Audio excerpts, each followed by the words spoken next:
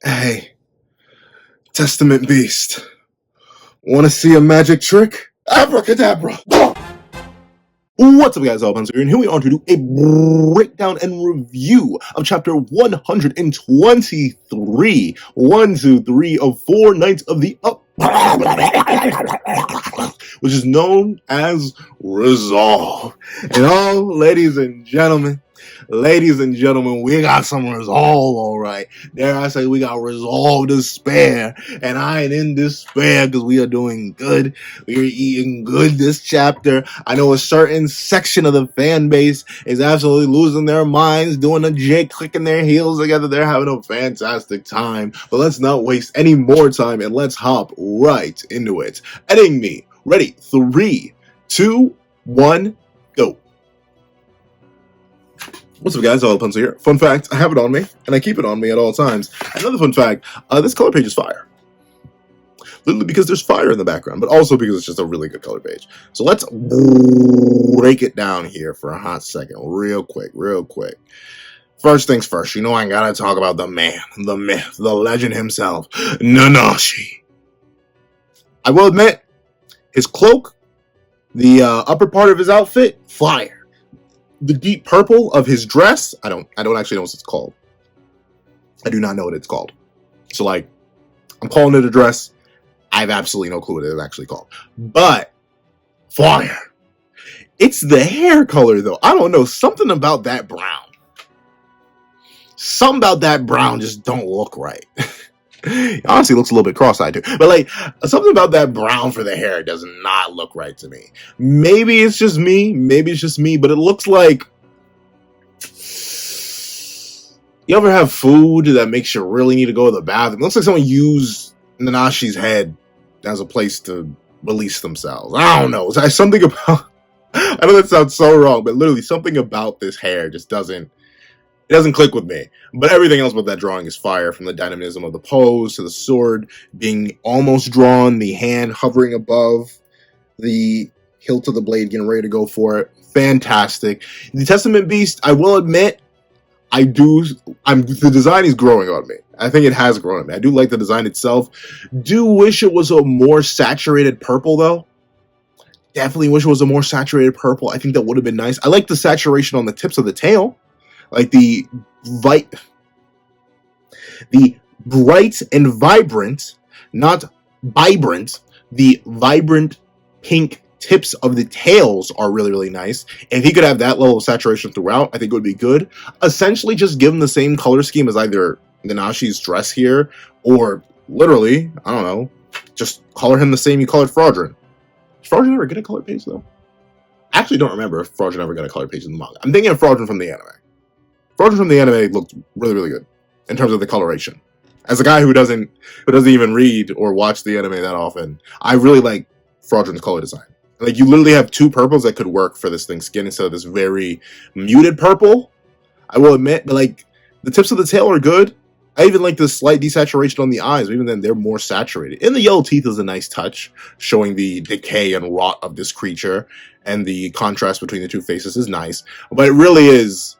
I wish it was a bit more of a bright purple, but that may be Nakaba not wanting to jack up this design and like overflow this image with purple. Like, here he has purple here, he has purple here, he has the same faded purple here, he has purple here over on Gawain. So maybe it's just like a coloration thing. I'm very interested to see in general how the anime handles a whole bunch of coloration stuff in comparison to the manga, because I'll admit, one of my biggest things with the manga and its color pages is that it just swaps up every time. There are very few consistencies between color pages, but you know, Nakaba's running solo, and this is still a very good color page. Speaking of a colorful cover page, Mortlock looks scrumdiddlyumptious, except for that green.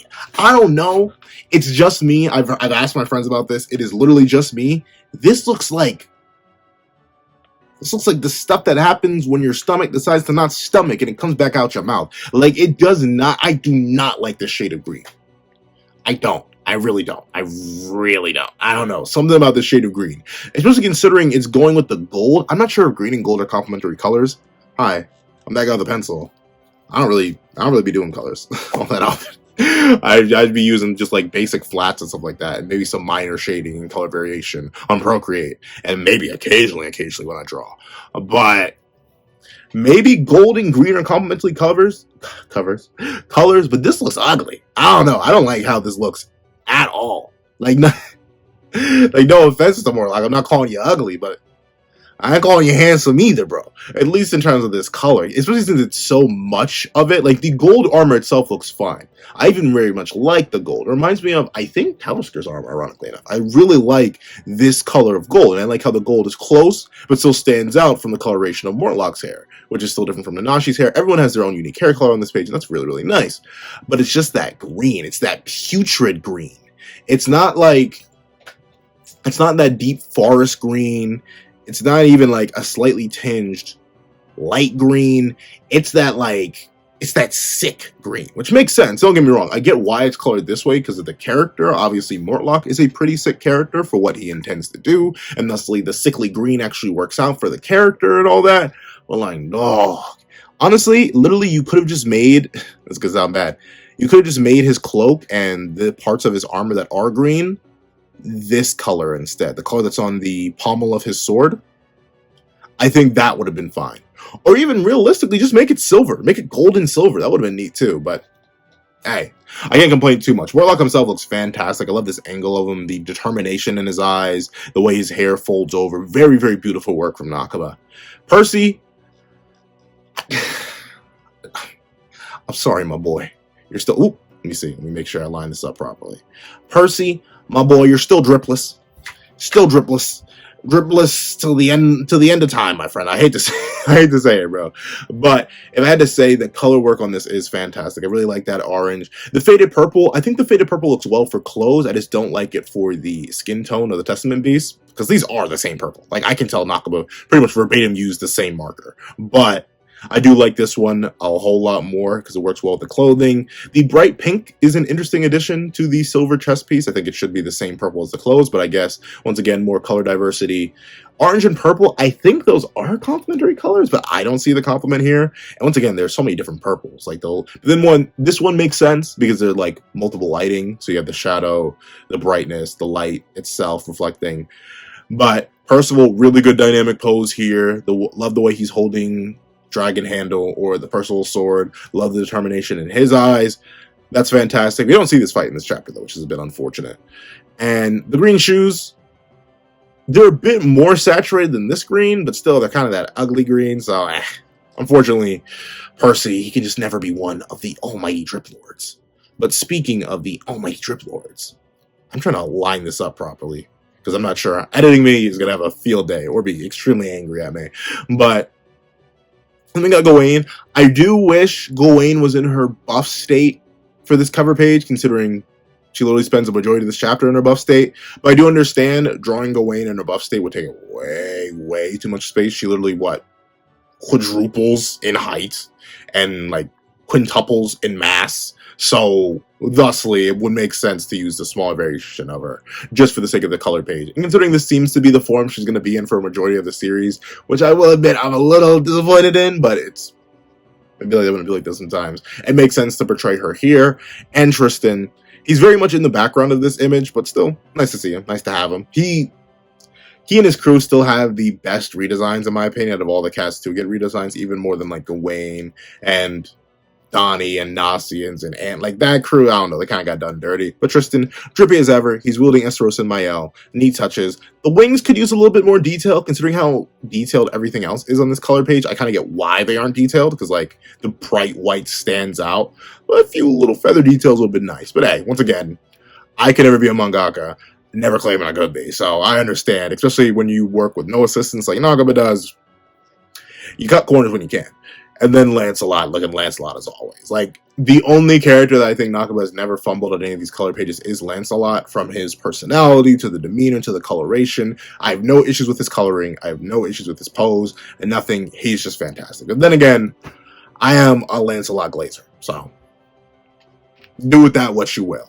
But enough of the cover page. Let's actually hop into the chapter itself. So open up, and we do get to see that Gawain went, and that uppercut did numbers. Like, look at the amount of detonations, like 1, 2, 3, 4, 5, 6, 7, 8, 9, 10, 11, 12. It would have been cool if it was 10 for the 10 Commandments, but obviously that's just completely random. But if I do have to admit, allow me to glaze Nakaba just a little bit, Nakaba Suzuki, he's really good with the dynamic posing. Like, I already kind of praised him here with Percival's posing, and mainly Percival's posing on this page. I guess Mortluck's posing too. But, like, I love how exaggerated Nakaba makes everything. It really adds that extra layer of dynamism and, like, that almost 3D effect to the images. Like, look at Gawain's uppercut. Like, usually if a lesser mangaka, no offense, once again, could never be a mangaka, so take my critiques with a bag of salt, not even a grain. But usually a smooth uppercut, you kind of have a more static pose. But look at Gawain. Since she's flying, since she's in midair, since she propelled herself, since she launched off with a fire technique, you literally see the spot where she bursts from here. She's in that full proper arc, that inverse C, or basically a C, but a C backwards, that full-on pose. And you have the Testament Beast mirroring her image from the uppercut. The head knocked all the way back, so the arch is immaculate. Kenjaku would be unbelievably proud of the arch, but the arch is so smooth to where it mirrors the C pose even more dramatically, and you see the impact of the punch, not only from the motion lines that Nakaba uses here to emphasize the amount of power that was behind the punch in the knockback, but also how you can see the Testament Beast was literally knocked up on its toes, is digging its claws into the ground to try and stay in place. Fantastic work. Just on the first panel, Nakaba, he is one of my favorites when it comes to dynamic action. You don't get it as often in his series like you get with something like Sakamoto Days or JJK or even something like Record of Ragnarok, obviously. But Nakaba, he's definitely up there with one of my favorites. Dare I say, and I know the Jujutsu Kaisen fans are going to be like, what'd you say, Pencil Man? But dare I say, he's almost, if not at Gege level when it comes to the action and the dynamism. Especially considering his art, no offense to Gege, no offense, because he's a recent guy, but since this art is typically more detailed, the extra fluidity in the dynamism and the posing is extra appreciated in comparison to something like JJK, where the posing's fantastic, but especially, actually no, the recent chapter looks really, really good, but still, Gege has consistent, rapid dynamic action, but when Nakaba gets into his bag, he's up there. He's up there with some of the greats. The only person who consistently, and I mean consistently, surpasses him is the other Suzuki, ironically enough. I believe it's Suzuki? I think. It's not Nakaba, is it? I forget. But the guy who does Sakamoto Days. Only weekly action mangaka that is consistently banging out. Constantly more dynamism, more not aerodynamic, but more consistent posing and extreme action on a week-by-week basis. And there ain't nobody like Nakaba. There's no one like the Suzukis and Gege. I would want to guess at the Record of Ragnarok mangaka too, but once again, they release monthly. Nakaba and Gege and Suzuki Sensei, they all do this on a week-by-week basis, which is infinitely more impressive to me. As crazy and as easily that the Record of Ragnarok art clears every single series, except for like MHA, in terms of just sheer art quality. But even then, I'd say Record of Ragnarok quality art at its peak, it's even better than what MHA has to offer. Even better than Hori. But, of course, that's me glazing an entirely different topic. Back to the chapter itself. So you see the Testament Beast pulls up. Watch how the mouth is positioned, though. Look at what that mouth do. And we see that Tristan is having an epiphany based on what Gawain said last chapter. As he stands there in base, he's like, I'm just as much of a washout as you. But it's fine, isn't it? That's who I am. And that's who you are too, Tristan. Can you imagine your homie being like, don't worry, I'm trash, but you're trash too, so we can be trash together. I mean, I guess similar scenarios have happened. Admittedly, I don't play as many like team PvP games where stuff like that can happen. But it's just so funny, like, don't worry, we're both garbage. I mean, the thing is though, neither of them really, she bullied Percy, and then she lost to Pelgard. Then she did bisect Chaos Galland, and she did help Lance off-screen those demons. But Gawain, like, she really hasn't been hitting all too much, being completely honest with you. Tristan has more moments of straight cooking. Percy has more moments of straight cooking. And obviously Lancelot has more moments of straight cooking. So I don't know, Gawain. Maybe you're projecting a little bit. But obviously this works out well. As we see that the Testament piece, once again, in a very interesting use of biology. Once again, this is something that a lesser mangaka, I feel bad saying lesser, other mangaka, let me not say lesser. Lesser feels too mean, especially for a guy who can never be a mangaka. But other mangaka would like have this extra mouth detail and not have it do anything. But Nakaba incorporating the second mouth plays off the motion blur and the arc that he set up with this previous panel, and the fact that all demons can use purgatory fire or any type of fire in general in the case of this tiger demon, so that the mouth, since it was arched and pointed at Gawain, even though the main head was knocked back, the fire could come from the chest. And I think that's really, really neat. That's good use of monster design. And Nakaba's really, really fantastic with that. Honestly, once again, one of the most consistent about it. Though admittedly, I don't read too many monster manga, so unlike the action claim, and even then I haven't read that many manga. I'm not the ultimate manga man out there. I'm not the anime man or anything like that.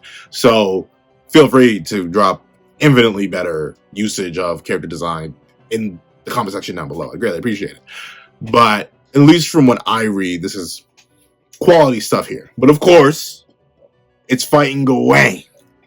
And if there's one thing Gawain can deal with, it's a little bit of that heat. And we see, as Gawain is getting toasted alive, most characters will be screaming in absolute agony. The Testament Beast is shocked. Eyes go wide as Gawain laughs in the face of the flames. You thought flame would work against the sun. Which is true. I mean, it is true. That's interesting, though. That kind of like, it kind of dates the recency of the success, but I guess maybe not.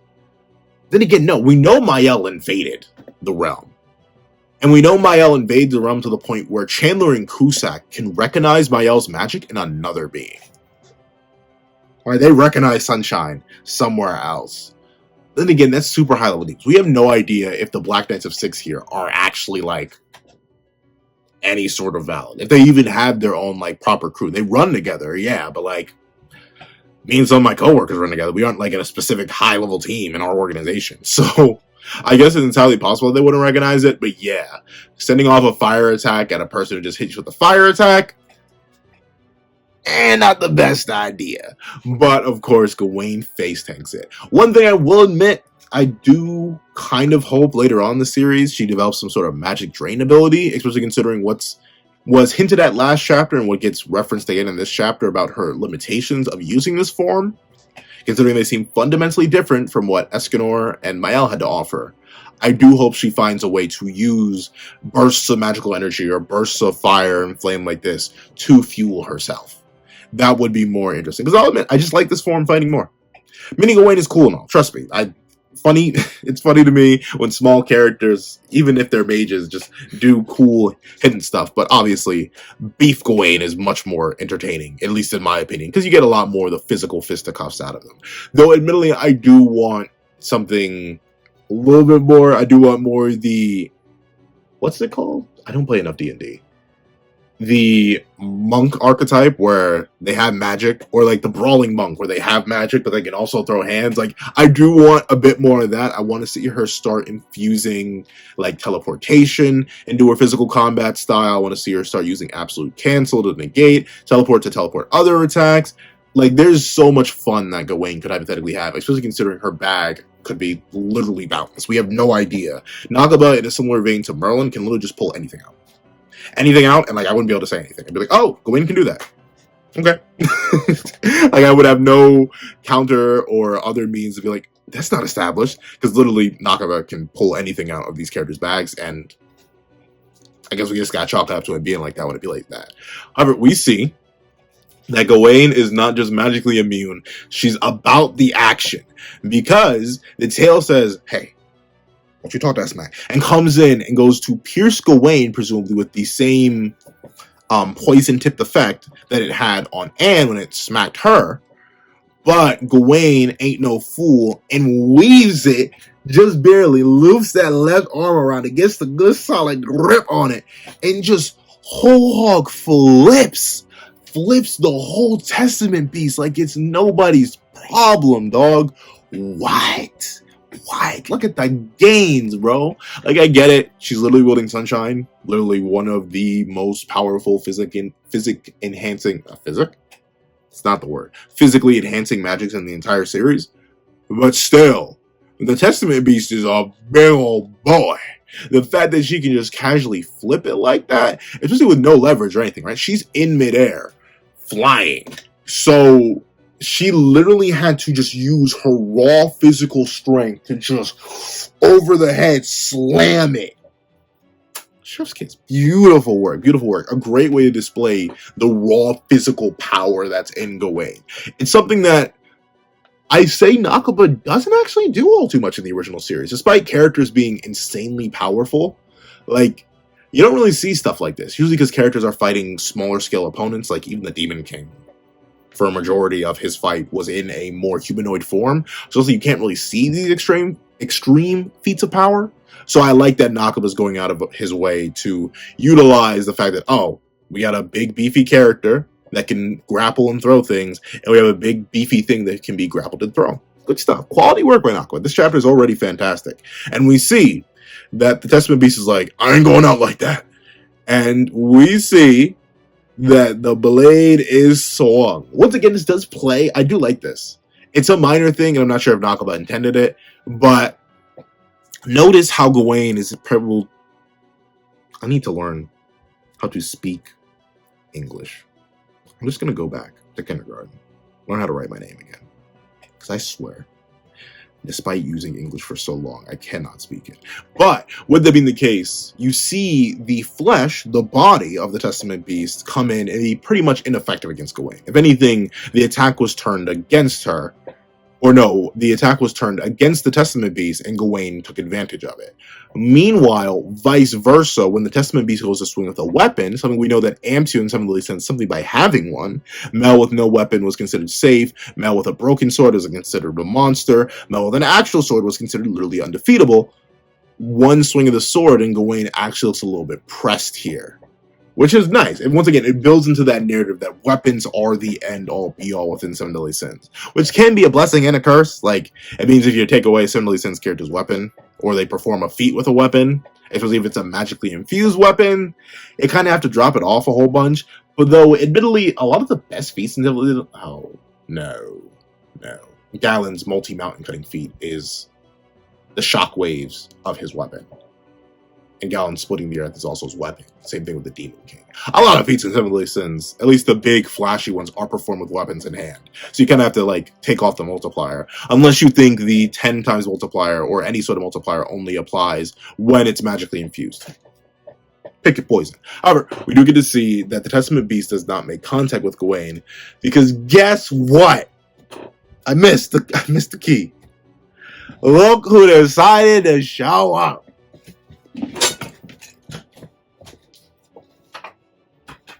Look who's here. Look who's here. Look who decided to show his face. Look who decided to show his face. And not just any face. Finally, Tristan fans, nom on it well. Nom on it scrumdiddlyumptiously. He's actually transformed, dog. Hallelujah. Hallelujah. We're going to call this a false worthiness because this is not the blade that I draw. But still, hallelujah. The man had a little bit of a motivational session from Gawain and managed to wake up. Thank you. And now notice, I'm going to talk about this in a little bit. It's one of my only minor critiques of the chapter, but it's something that Nakaba does consistently. So I'm just going to chalk it up to Nakaba being Nakaba. But you see that Tristan used Esterosa and Mael to easily, well, not easily, well, actually, no, I'd say pretty easily clash with the Testament Beast in only a half goddess state. I won't slander though, because we do have 4 wings Tristan. Pay attention to the fact that he does have 4 wings here. Look long and hard at it. This may have ramifications later. But we see that Tristan says, "My father is himself my mother herself, and I, me. Something I've been told many times before by everyone around me, but somehow, when you said it, Gawain, it made sense. And that's nice. You know, I understand that feeling. I don't know about y'all, but whenever, like, the people closest to you, the people you've known all your life, whether it be family members, whether it be close friends, whether it even be a mentor of sorts, when they tell you something about yourself that's like a flaw or something that's hard for you to understand, it doesn't necessarily hit the same as someone who's a relative stranger doing it, whether it be a new friend or someone you just meet on the bus or something like that. A new person coming in and being like, hey, insert character flaw here about you. That's when it really hits. When the call comes from outside the house, that's when you pick up the phone, not when it's coming from inside the house. The security of those you know and love, yeah, it's nice. You probably trust them with certain advice, but that kind of advice that is so fundamentally and intrinsically tied to your identity, especially considering who Tristan is a child of. Like, don't get me wrong, I occasionally have issues separating myself from that dad with a pencil and that mom with a pencil. I literally am just like, 50% of the time, I'm like, I am your future incarnation. I must be superior to you in every single way, shape, and form, for I am the combination of both of your DNA. And, like, they're people. Love them. Fantastic people, but they're people. Tristan's not the kid of any randoms. He's the child of the strongest goddess and the strongest demon to ever exist. The heroes that literally saved the entire world on numerous occasions from numerous threats. People who are just fundamentally built different and respected by literally almost everyone in creation, and feared by the other people who don't respect them. He has a lot to live up to, and that kind of pressure would haunt you, even if you're being told otherwise by them themselves. That's like I can't imagine being the child of a famous, like, athlete or actor or any sort of person of major notoriety with very specific skill. Like, imagine you're the child of the greatest basketball player of all time. All eyes are going to be on you to be like, oh, you're going to continue that legacy? Oh, yes, no, maybe so. Imagine you're the child of the greatest baseball player of all time. Oh, you're going to continue that legacy? Yes, no, maybe so. Imagine instead of that, you're the child of a guy who saved the world. Like, it literally is impossible to tears of comparison. So Tristan's struggling with that, despite how many times he's told he doesn't have to be that way, because a fundamental part of himself is the fact that he is that way, the child of these extremely notable and powerful individuals, and he himself struggles to reach their peaks. It's understandable, especially for a 16-year-old. I don't know about y'all. I know some of you may be 16. I know some of you may be a bit older, but I remember when I was 16. I was a mess. I had no idea. Teenage Pencil was a mess of a mess, by a mess, for a mess, around a mess, in terms of his own understanding of who he was. Heck, fully adult Pencil now. Evolution pretty much complete. I still don't fully understand who I am. And still have, like I said, issues with disassociating myself from my parents and their legacy and what that means for me. So, I can understand why Tristan, the kid who's 16, going through literal life-changing events that determine the fate of the world, that all rely on him understanding a power he feared for the longest time or could barely understand or has extreme reverence for, would struggle a whole bunch. So, I like it. Once again, excuse, especially considering I'm probably going to slander him in a little bit, excuse all my Tristan slander. No, it comes from a place of love and expectations of him. I am coming with great expectations of Tristan, but it comes from a place of understanding that Tristan's character is probably going to have one of my favorite journeys by the end of the series, likely in the whole duology. Identity stories always click a lot for me. It's probably why I like Crollo so much from Hunter x Hunter. It's why I like characters, well, ironically enough, Meruem from Hunter x Hunter. Hunter x Hunter just has really good villains. But stories that have to deal with one finding their identity or understanding themselves, finding their own place in the world, and developing a better understanding of oneself, they always click extra to me. I don't know. I literally just like them. So Tristan's story will likely be one of my favorites. So as I slander him every single time for the fact that he's not in full goddess mode, for the fact that he's not using demon mark, the fact that he's not using opportunities to train or anything like that, knows it comes from a place of love and care. And genuine slander. I still won't lie. But with that being the case, we see Gawain. And this is, and you know what? An extra layer I like about this. I like that it's Gawain that does it. Why do I like that it's Gawain in particular? Because Gawain is another character who we know as recently as the Demon arc doesn't actually fully understand themselves, doesn't actually know what they are, why they are the way they are. While Tristan has direct links to his proper origin, he knows he is the child of Elizabeth and Meliodas, and all the weight that comes with that. Gawain doesn't really understand why she is the way she is. From her preferences to her abilities to her lack of emotion, everything feels off. Well, why my voice cut off there? Everything feels off about Gawain. Gawain is going through their own identity issues, their own identity crisis. But it doesn't matter because they're the ones to connect back to each other. The two who struggle with their identity the most are the ones who can fully connect and bond through their lack of self-understanding. Quality work, quality work. Now give me 1 second. I need to find a way to charge the camera. I know exactly what I'm going to do. But let me see. The next nice thing I do want to cover is how the Testament beast leaping up like that. It tickles you, boy. It tickles that special place within my heart. Because, dog, why is it leaping like that? Do you see the squat? Do you see the determination? Do you see the flesh? Do you see the leap? The amount of velocity that boy is jumping with is absolutely and indubitably insane. It is absolutely wild to me that it leaped that high, that far. Especially considering, remember, this is a demon. No, this isn't even just a demon. It's 6 demons. Dog, you can fly. You do not need to leap into open air combat, my boy. Like, you really do not need to. But the Testament beast was like, hurrah! And it leaped up into the smoke. And you know, I'm not a smoke demon myself, but I can respect the desire to get into the action, no matter how you gotta get into it. And obviously, the Testament beast is hopping into it, so I can't really knock the hustle. But of course, now that the Testament beast is fighting not 1, but 2 people, are you charging? Are you charging? Why aren't you charging? I need you to charge. Oh! Charge, please. I cannot have you perishing on me. I plug you in. I plugged you in. Why won't you charge? Why? Why? Why not? Why won't you charge? Well, you know what? Let me try this. If that doesn't work. Ah! Oh, okay. So now you begin charging. Alright, we're going to do this. No matter how awkward it may feel. Welcome to That Guy with a Pencil, where we are the utmost of professionals with our technical standards. But of course, we see that the Testament beast is like, nah, I'm going to get into this action. But immediately notice something here. Tristan went from 4 wings, 1 triskelion, immediately down to 2 wings.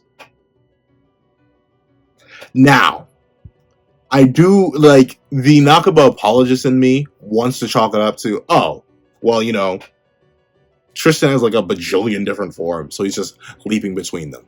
But, dog, this is in the same second. Bro did not spawn 2 extra wings only to immediately despawn them in 5 seconds. And no, I know, once again, it's likely just an art error. It'll probably be fixing the volume, but he's literally already back in base. Like, dog. Rowski, dog.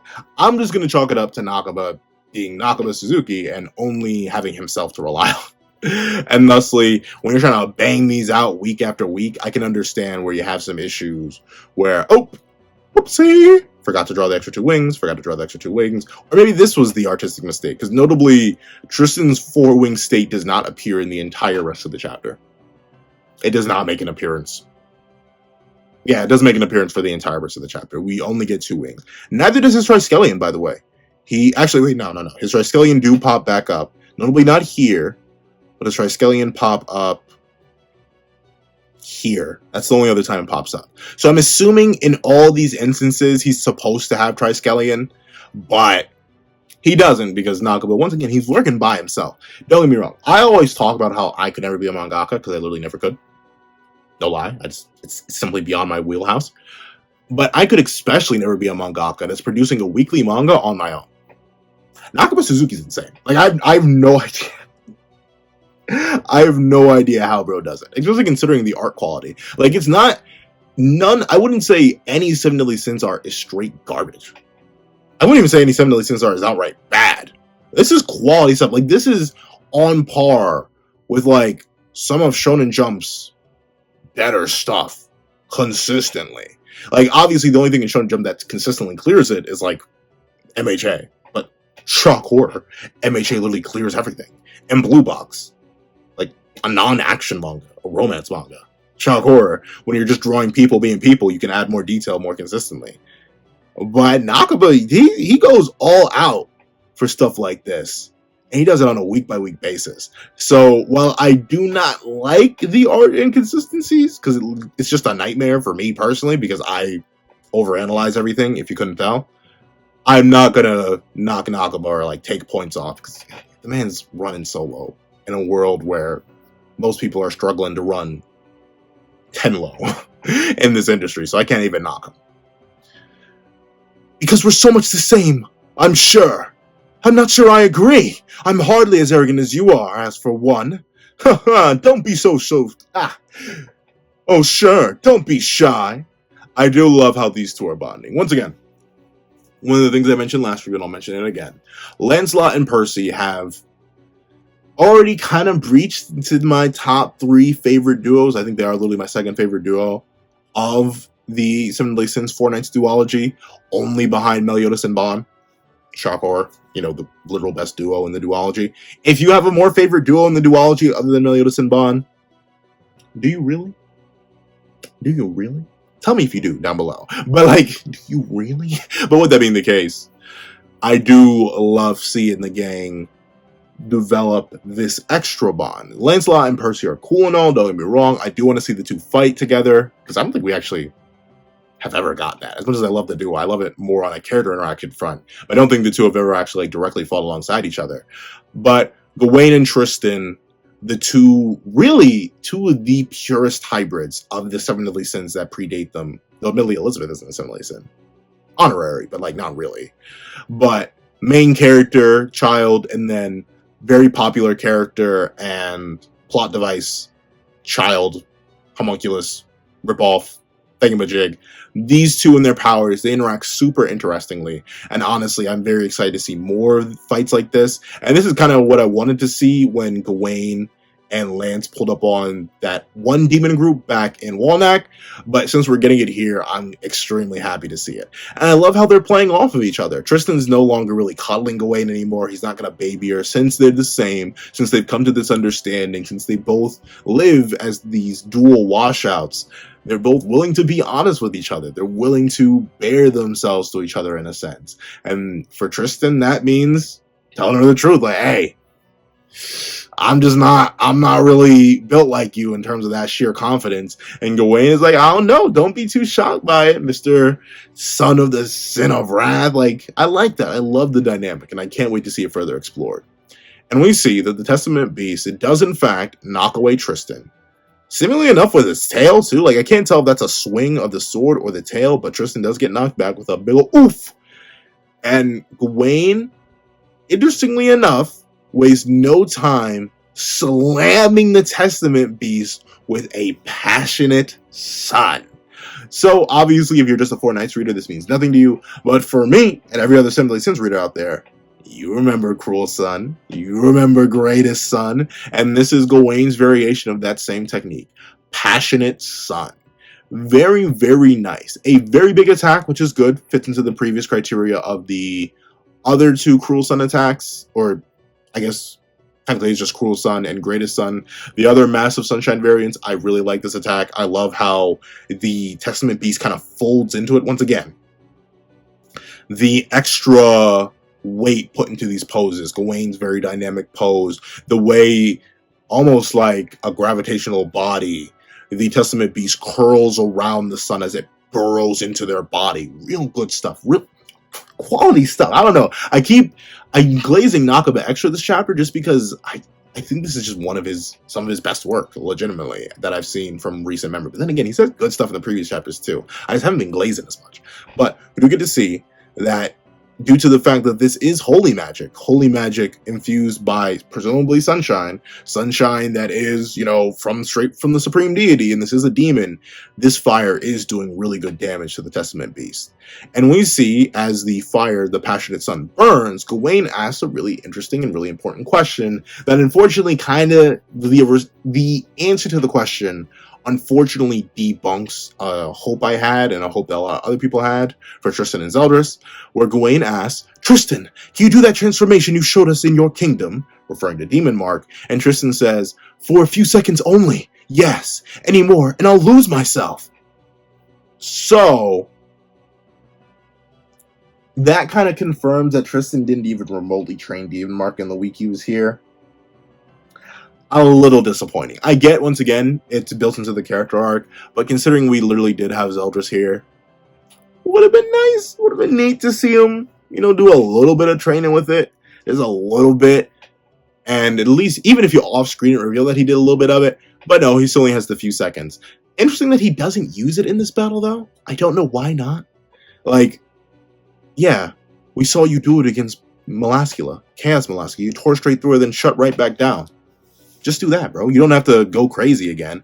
Especially considering what he says here, where he says, and if I do, I know you and our friends will suffer for it. But, Tristan, you do realize, you could likely foderize this thing. You could very likely foderize it. And then if you foderize it and then immediately turn back, your friends won't suffer for anything. The longer you let the fight go on by holding back, there's a higher likelihood that your friends are going to suffer, bro. Dog, I don't know. At least that's how I see it. I would drop the ult. I would just straight up drop the ult. Use the install, go into Demon Mark, use your ult, turn the ult off, unactivate the install, and go back to normal, dog. But of course, he does not do that. Talk about it. He's really... No, I'll admit. I do like that he's being sparse with full Demon Mark. He is holding it back a bit. He's really building up the anticipation and the fever behind the form by not giving it to us. Not nowhere near, not even, I can't even say not giving it to us consistently. We have not seen full Demon Mark since Arthur, where full Demon Mark got slapped, by the way. We have not seen full Demon Mark. Well, Lancelot slapped it. We haven't seen Demon Mark since then. We're on chapter 123. Arthur appeared in the late 70s, I'm pretty sure. So I think it's been either a year, over a year, or nearly a year since we've seen Demon Mark on Tristan. So Nakab is being very sparing with the form, which does make me wonder, when is he going to have Tristan learn it? Because admittedly, it feels like Demon Mark is the most organic form to be learned within the Demon World arc, but it doesn't seem like that's going to happen here. So I wonder when he's going to start getting mastery over it or start training with it, considering he's so reluctant to use it. I don't know. But we do get to see that Gawain makes a pretty bold claim. One that I'm a little mixed on, just because then again, I don't know what fully charged Gawain is. She claims, if I were fully charged, I could have stopped that. Right now, that's a tall order. So according to her, fully charged Gawain could have stopped Demon Mark Tristan. Let me just I'm gonna press X to doubt on that one right there. I don't really see it. I'm not buying it. Unless fully charged Gawain is literally the one. Just straight up the one. I don't buy it. What I assume was fully charged Gawain, the one we saw back in Leonis, unless maybe that wasn't fully charged either. That was struggling against Chaos Galland? Chaos Galland. And then Chaos Galland fused with Melascula to turn into Melagalland. And Demon Mark Tristan low diff that thing. So, I don't know about that, Gawain. I'll take your word for it, but I won't. I'll hear it, but it's going to go in one ear and right out the other, because it sounds like it happened right now. But, of course, we do get to see that since this is a demon, and it's revealed that it has some extra immunity later, it does survive the Passionate Sun, shattering it. And we see that Gawain, since neither of them can really go full power, Gawain due to a lack of charge and Tristan due to a lack of willingness, decide that, fine, we'll just beat it up a whole bunch. and they go lunge in, and they just get to work. Gawain just on her Itadori Yuji type beat goes left, right, and just starts body bagging it like straight. Punch the right hook to lead off with, then you see the kick, then a bunch of indiscriminate impacts, then another smooth right hook. Like, Gawain just started going crazy on the Testament Beast. Once again, though, I will chalk this up to Nakaba running out of time, and I assume it's going to look better in the volumes. The lack of coloration here is very noticeable. Very, very noticeable. There are some minor things that kind of glaze over. Like, there's a little bit of missing coloration here, the black on the Testament Beast, but you can chalk that up to a lighting thing. This is not lighting. This is clearly not lighting. Same thing happens here. You can tell bro just ran out of time. So Nakaba, get some help, bro. Get some help. I'm not even saying you can't do it. You've clearly done it before. You've produced some of my favorite chapters in manga of all time. Obviously solo, but get yourself a little bit of help, especially on such an intense chapter like this. Like, there's so much dynamic action in this chapter with a super heavily detailed character, and you did a color page this week. Like, there's so much. Nakaba, get some help, bro. But of course, we see as Gawain gets grabbed, because her punches did apparently nothing, the Testament Beast is forced to look up as Tristan, in base again. Once again, maybe he has Triskelion here, and I just can't tell because of the art, but he drops Shooting Star, and the Shooting Stars do hit. Once again, a lack of color, but then again, you can definitely chalk this up to the light. But the light isn't actually doing all too much. The arc magic is pretty much worthless. And we see that Gawain realizes, oh, this is the Chaos Staff, boosting the resistance of light magic for a demon, even though that's their primary weakness. Interesting. It's cool that the chaos magic can negate sort of automatic weaknesses, which makes sense considering chaos magic is the combination of light and darkness. But with that being the case, this does reveal that Gawain knows that the Chaos Staff can kick in.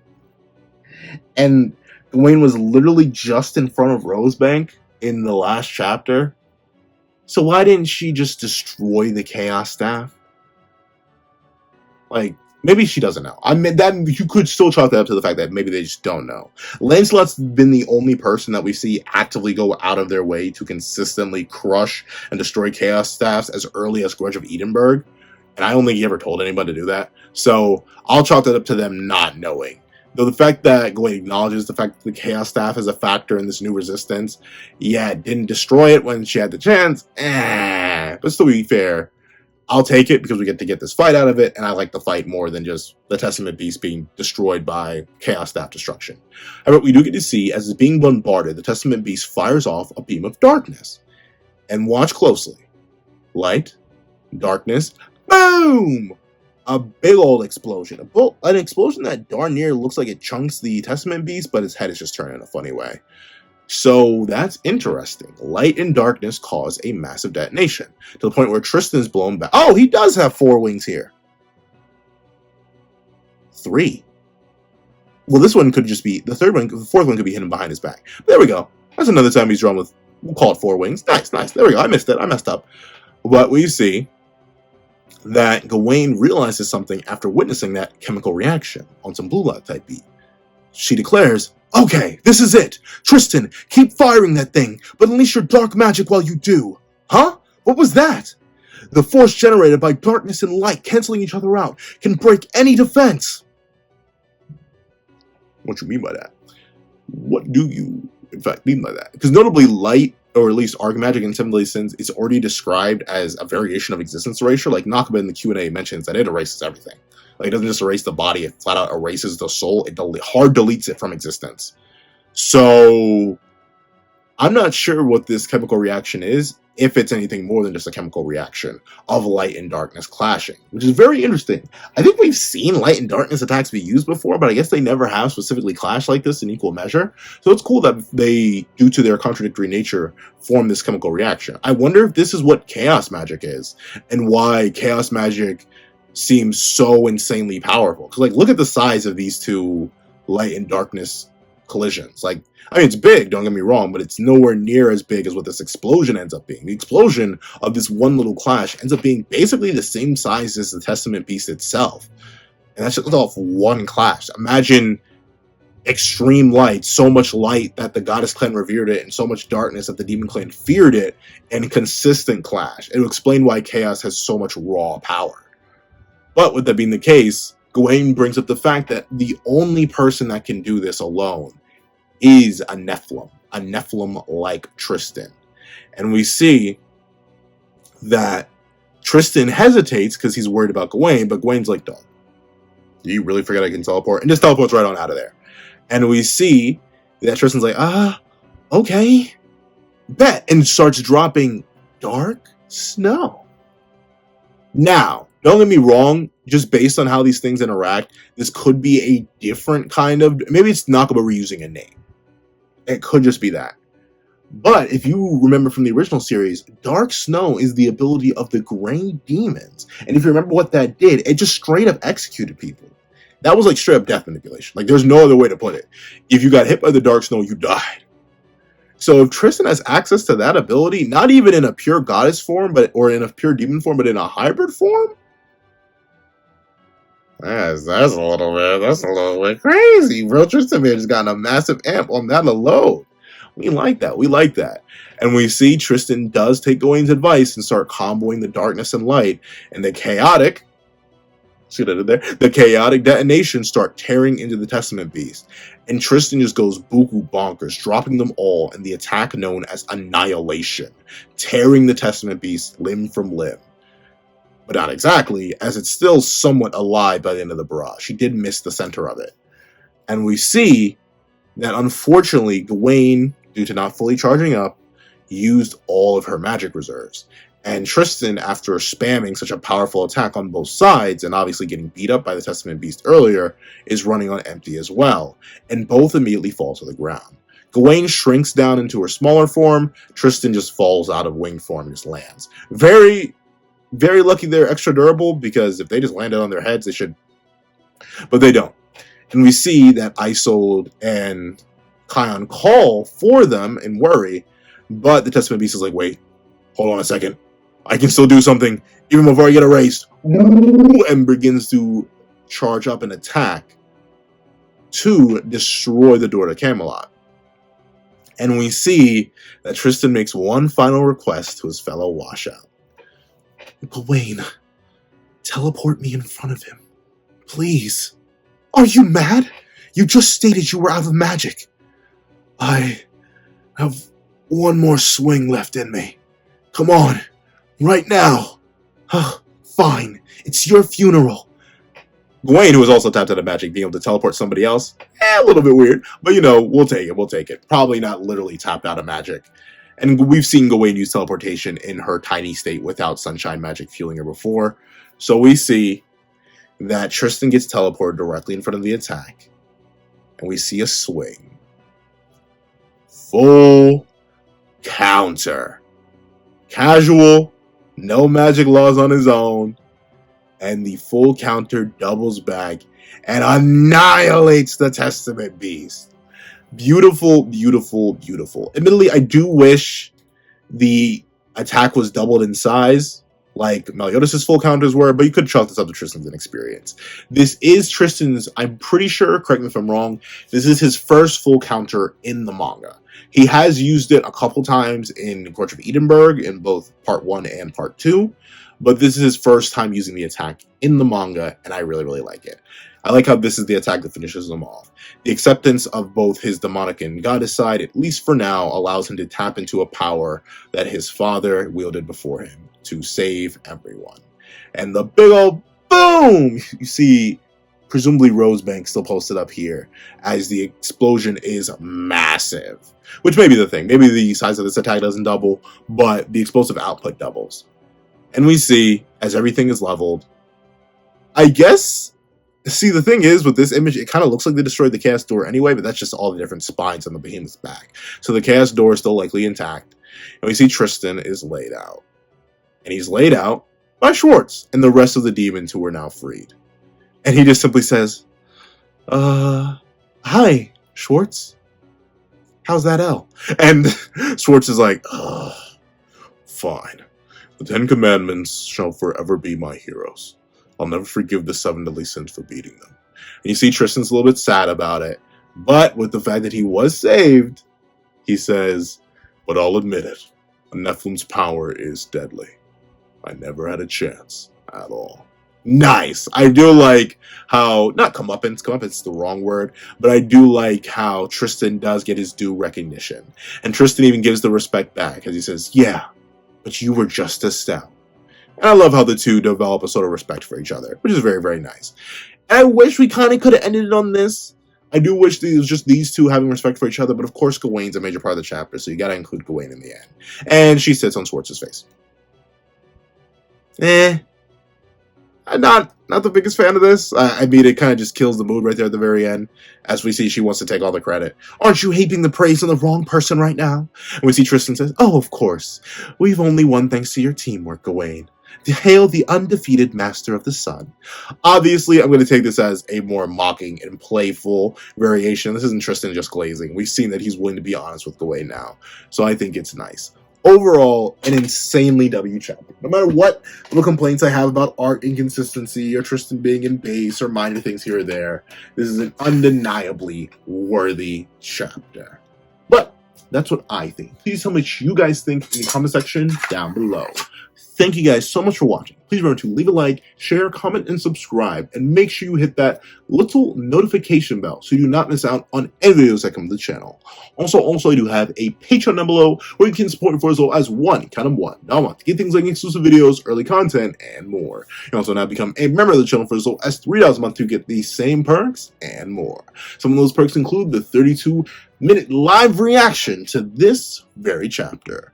And now, I want to thank you guys so much for watching once again, and I hope you guys have a wonderful day. This is Dago the Pencil, writing off. I'd like to give a thank you to Art $3 members, Recliner Plays, Red Wolf 4765, and Perp Skills. I'd like to give another thank you to Art $5 patrons, Sean, Red Wolf 4765, Midnight Gem Lord, Kevin, and Demix LND. I'd like to give another very big thank you to Art $10 patrons, Robbie Ochia and iDemoKami. I'd like to give a hefty thank you to our $25 member, Alex Ice Rose. I'd like to give another gargantuan thank you to our $25 patrons, Igneel and Calvin Elder.